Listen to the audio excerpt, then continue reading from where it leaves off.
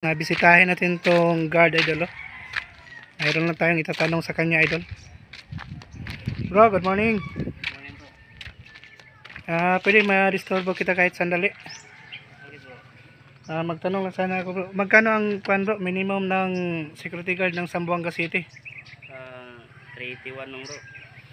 Bali, 8 hours na siya, bro, no? 8 hours oh. Kapag may 12 hours, bro, magkanong dagdag? 190 pesos, 0.5. Medyo okay na konti, bro, no? Maka ano na talaga yung sa pamilya. May pamilya ka na, bro? Meron na bro. Ito yung guardia natin, idol, ng pugi natin guardia, idol. Ito pa yung guard house niya, idol. Hindi pa kasi naayos yung guard niya house niya, idol. At saka ito yung binabantayan niya dito, idol.